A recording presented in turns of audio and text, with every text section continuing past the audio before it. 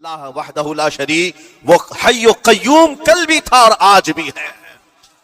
وہ رب ذوالجلال حی و قیوم ہے، طاقتور ہے اور ہمیشہ رہے گا۔ اور رب تبارک و تعالیٰ نے قرآن پاک میں فرمایا، آپ یہ آیت تقریباً 3 جگہ قرآن میں آئی، وَإِذْ نَجَّيْنَاكُمْ مِنْ آلِ فِرْعَوْنَ يَسُومُونَكُمْ سُوءَ الْعَذَابِ يُذَبِّحُونَ أَبْنَاءَكُمْ وَيَسْتَحْيُونَ نِسَاءَكُمْ وَفِي ذَلِكُمْ بَلَاءٌ مِّن رَبِّكُمْ عَظِيمٌ۔ رب تعالیٰ فرماتا یاد کرو فرعونیوں کے عذاب سے اللہ نے تم کو نجات دی۔ یہ بنی اسرائیل کو کہا جا رہا ہے کہ فرعونیوں کے عذاب سے، کہ فرعون اور اس کے لشکری اس قدر سخت سزائیں دیتے تھے موسیٰ علیہ السلام کی قوم پر، ایمان والوں پر، بنی اسرائیل پر۔ اللہ فرماتا ان سے نجات دیا رب تعالیٰ نے، لیکن وہ کرتے کیا تھے؟ بنی اسرائیل میں ایک بھی بچہ پیدا ہو جائے اسے ذبح کر دیتے تھے۔ فرعون کے لشکریوں نے 1 سال میں 12,000 بچوں کو قتل کیا ہے، 12,000 بچوں کو ذبح کر دیا ہے۔ آج کے اسرائیلی اگر یہ بچوں پر ظلم کرتے ہیں تو یہ تعجب کی بات نہیں ہے، فرعون کی سرشت میں داخل تھا اور یہ فرعونی ہے، وقت کے جبابرہ ہیں، وقت کے ظالم ہیں۔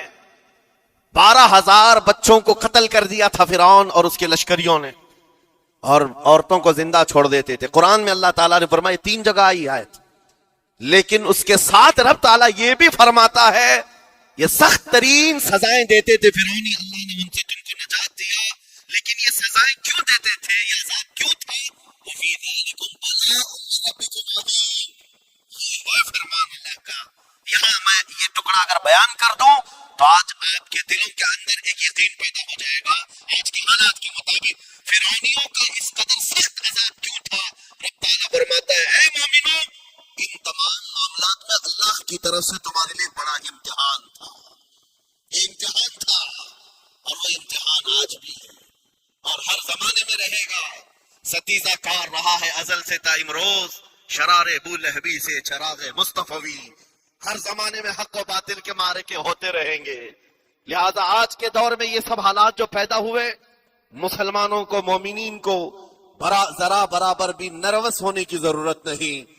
تم جس دین سے وابستہ ہو، اس دین کی حفاظت کا ذمہ اللہ نے اپنے ذمے لیا ہے۔ یریدون لیطفئوا نور اللہ بافواہہم، قرآن میں اللہ فرماتا ہے کفار و مشرکین اپنے منہ کے پھونکوں سے اللہ کے اس چراغ کو بجھانا چاہتے ہیں، اللہ اپنے اس چراغ کو مکمل کر کے رہے گا۔ یہ اسلام نور الہی ہے، اللہ کا نور ہے، اور اس کو صبح قیامت تک رہنا ہے۔ اور ہم جیسے اور بھی آئیں گے اس زمین پر، اور آئیں گے جاتے رہیں گے، یہ آبادیاں ہیں بدلتی رہیں گی، خدائی قانون ہے، لیکن اسلام نہ کل بدلا تھا، نہ آج، نہ قیامت تک بدلے گا۔ ہم سب کا امتحان ہے میرے عزیزوں، ہم سب کا امتحان ہے، لیکن ان حالات میں مومنین کو کرنا کیا چاہیے؟ انہیں اپنے ایمان کو مضبوط کرنا چاہیے۔ کبھی کسی کے اڑتے ہوئے چھیٹڑے اور ٹکڑے دیکھ کر تمہیں مایوس ہونے کی ضرورت نہیں۔ اب ہمارا مستقبل کیا ہوگا؟ میرے عزیزوں، آج جو حالات ہیں یہ حالات کربلا سے زیادہ سخت تو نہیں ہیں۔ آج فلسطینیوں کو ہم نے دیکھا 6 ماہ کے، سال بھر کے بچوں کو سینے سے لگا کر کفن لپیٹ رہے ہیں۔ ان ماؤں کی کیا کیفیت ہوتی ہوگی؟ کبھی کبھار چھوٹی سی کلپ میں دیکھ کر کے آنکھوں سے آنسو بہ پڑتے ہیں۔ انہوں نے اپنے ہاتھوں سے نہ جانے کتنے بچوں کو ایک دن میں دفن کر دیا، 80 میتوں کو ایک قبر میں ڈال دیا کرتے ہیں۔ ان فلسطینیوں کو لاکھوں سلام، ان کے جذبات کو اور ان کی استقامت کو ہم تو دعا یہی کرتے ہیں، ان فلسطینی مسلمانوں کے برابر پوری دنیا کے مسلمان نہیں ہو سکتے۔ ہم تو ایک ناشتے پر صبر نہیں کر پاتے، وہ اپنے 10 بچوں اور خاندان والوں کے کٹے ہوئے چھیٹڑوں پر بھی کہتے ہیں اللہ ہمارے ساتھ ہے۔ ساری مصیبتیں دیکھ کر کے بھی وہ کہتے ہیں اللہ ہمارے ساتھ ہے۔ ان کے گھر اڑا دیے گئے، تباہ کر دیے گئے، راکھ میں بدل دیے گئے، اور نیوز اینکر یہ دجالی میڈیا وہاں جا کر کے ان کے زخموں کو کھرید کر کے پوچھتا ہے تمہارا مال کیسے آئے گا، تمہارا گھر کیسے چلا گیا، لیکن ان حالات میں بھی وہ مسکرا کر کہتے ہیں اللہ نے دیا تھا، پھر اللہ ہے اور اللہ دے گا۔ ان کے ایمان کے برابر ہم نہیں ہو سکتے، لیکن میرے عزیزوں پوری دنیا کے مسلمانوں میں اس مسئلے نے آج ایک اتحاد کی فضا قائم کی ہے۔ اگر ہمارے درمیان آج بھی اتحاد نہیں ہو سکتا تو پھر میرے عزیزوں شاعر نے سچ کہا تھا، جگہ جگہ کے تھک چکے ہیں تمہیں یہ ہنگامے، نشاط لذت خواب گراں بدل ڈالو، غلط روی سے منازل کا بعد بڑھتا ہے. مسافروں روش کارواں بدل ڈالو. آج کے حالات تمہیں اگر نہیں بدلنے پر مجبور کیے تو پھر بتاؤ کون سے حالات تمہیں بدلیں گے, کب تم بدلو گے. لیکن ان حالات پر آج بعض لوگوں نے یہ کہنا شروع کیا. میں نے چند دنوں پہلے ایک آیت پڑھی تھی, ایک بیان میں کہا تھا اللہ قرآن میں فرماتا ہے هو الذی ارسل رسولہ بالہدی ودین الحق لیظہرہ علی الدین کلہ. وہ اللہ ہے جس نے حق دین کے ساتھ اپنے رسول کو بھیجا ہے اور ہدایت کے ساتھ اپنے رسول کو بھیجا ہے. کیوں بھیجا ہے؟ لیظہرہ علی الدین کلہ, تاکہ وہ رسول پوری دنیا پر یہ دین غالب کرے. یہ دین غالب آئے گا. تو بعض مجھ سے کہنے لگے مولانا سٹیج پر بیٹھ کر چلاتے ہو, کئی کرسیوں پر بیٹھ کر کہتے ہو کہ تمہارا دین غالب آئے گا. تمہارا دین تو آج ٹکڑے ٹکڑے کیا جا رہا ہے, کوئی کچھ نہیں کر پاتا. ان ظالموں کو میں یہ کہتا ہوں, ان کو یہ میں کہتا ہوں, ان تمام حالات سے تم ہرگز یہ مت سمجھنا کہ دین غالب آئے گا. چاند پر بھی گہن لگتا ہے, لیکن جب گہن چھٹتا ہے تو چاند پورے آب و تاب کے ساتھ چمکتا ہے. آج اگر امت مصطفیٰ پر گہن لگا ہے تو میں اپنے ان تمام نوجوانوں سے جو ابھی ان فوان شباب میں داخل ہوئے ہیں, ابھی یہ دنیا کو دیکھنے کے قابل بنے ہیں, میں ان سے کہتا ہوں ان آندھیوں سے, ان طوفانوں سے گھبرا کر کے نہ تمہیں دین بدلنے کی ضرورت ہے, نہ تمہیں اپنا مسلک و مذہب بدلنے کی ضرورت ہے, بلکہ میں یہ کہتا ہوں نہ گھبراؤ مسلمانوں, ابھی خدا کی شان باقی ہے, ابھی اسلام زندہ ہے, قرآن باقی ہے. یہ ظالم کافر کیا سمجھتے ہیں جو روز ہم سے الجھتے ہیں؟ ابھی کربلا کا آخری میدان باقی ہے, ابھی تو کربلا کا آخری میدان باقی ہے. عزیزان گرامی وقار, میرے نبی کریم صلی اللہ تعالی علیہ وسلم جو فرمایا وہ ہو کر رہے گا, وہ ہو کر رہے گا. میرے آقا صلی اللہ تعالی علیہ وسلم کا فرمان علی شان میں سناتا ہوں. حضور فرماتے ہیں لا تزال عصابة من امتی یقاتلون على ابواب دمشق وما حولها وعلى ابواب بیت المقدس لا يضرهم خذلان من خذلهم ظاهرين على الحق الى ان تقوم الساعة او كما قال رسول اللہ صلی اللہ علیہ وسلم. میرے آقا فرماتے ہیں قیامت تک میری امت میں سے ایک جماعت ایسی ہوگی جو بیت المقدس کے ارد گرد حق کے لیے لڑ رہی ہوگی. حضور نے فرمایا قیامت تک لڑتی رہے گی, لیکن ساتھ میں ان کے لیے میرے آقا نے فرمایا پوری دنیا کے برا چاہنے سے ان کا کچھ نہیں بگڑے گا. اس کا مطلب کیا ہے؟ اگر آپ ہم سے پوچھتے ہیں کچھ نہیں بگڑے گا, حضور نے فرمایا کچھ نہیں بگڑے گا, لیکن ہم تو دیکھ رہے ہیں ان کے گھر تباہ ہو گئے, بچے مر گئے, چھوٹے بچوں کے سروں سے باپ کا سایہ نکل گیا, کسی کے سامنے اس کی ماں کی تڑپتی ہوئی لاش ہے, اور حدیث میں کہا جا رہا ہے ان کا کچھ نہیں بگڑے گا. سب تو بگڑ گیا, مال بھی گیا, دکان بھی گئی, تجارت بھی گیا, گھر بھی گئے, اولاد بھی, رشتہ دار بھی, اور حدیث میں کہا جا رہا ہے کچھ نہیں بگڑے گا. میرے عزیزو یاد رکھو میرے آقا کا فرمان حق ہے, کچھ نہیں بگڑے گا کا مطلب کیا ہے؟ یہ تمام اسباب جانے کا مطلب یہ نہیں کہ بگڑ گیا, بگڑا تو اس کا ہے جس کا ایمان بگڑ گیا. ایمان جس کا گیا اس کا سب بگڑ گیا. اور ہم نے ان بچوں کو دیکھا ہے آج, ارے رات کو سوتے ہیں تو انہیں پتہ نہیں ہوتا صبح ہوگی بھی کہ نہیں ہوگی, لیکن اس کے باوجود ایک دل دہلا دینے والی بات میں بتاتا ہوں. مصر کی سرزمین سے لوگ پانی کی بوتلیں اور ڈبے اٹھا کر کے بارڈر پر جا رہے ہیں, لیکن فلسطین غزہ کے وہ مسلمان کہتے ہیں اپنا پانی تم رکھو, اللہ کریم ہمارے لیے کہیں سے اپنی ہی زمین سے پانی عطا کرے. ان کو لوگ کہہ رہے ہیں کیا آپ نہیں دیکھ رہے وقت کا بڑا فرعون روز الٹیمیٹم دیتا ہے 24 گھنٹے میں علاقہ خالی کرو, نکل جاؤ, گھر خالی کرو. کیسا ایمان ہے تمہارا کہ آنے والی بڑی بڑی میزائلوں کا اپنے سینے سے مقابلہ کرتے ہیں اور کہتے ہیں کل سے ہم یہی تھے, آج بھی یہی ہیں اور یہی رہیں گے اور اسی مٹی میں دفن ہو جائیں گے. یہ جو استقامت ہے اسی کو میرے آقا نے فرمایا دنیا ان کا کچھ نہیں بگاڑ سکے. ایمان اگر مضبوط ہے تو کچھ نہیں بگڑا ہے. ارے 6 سال کی بچی, 6 سال کی بچیاں, ٹرینڈ چلا ہوا ہے ان کے محلوں میں, ٹرینڈ چلا ہوا ہے, اپنے اپنے ہاتھوں میں مہندی سے اپنا نام لکھ رہی ہیں ہنسی خوشی. پوچھا ان سے کہ نام لکھنے کا ٹرینڈ کیوں چلا ہے ابھی جنگ کے حالات میں مہندی سے؟ کہتی ہے کل کو اگر ہم اڑ گئے, چہرہ نہیں ملا, جسم نہیں ملا, ہاتھ اگر بچا ہوا ہو تو نام دیکھ کر ہمارے ماں باپ پہچان تو سکے.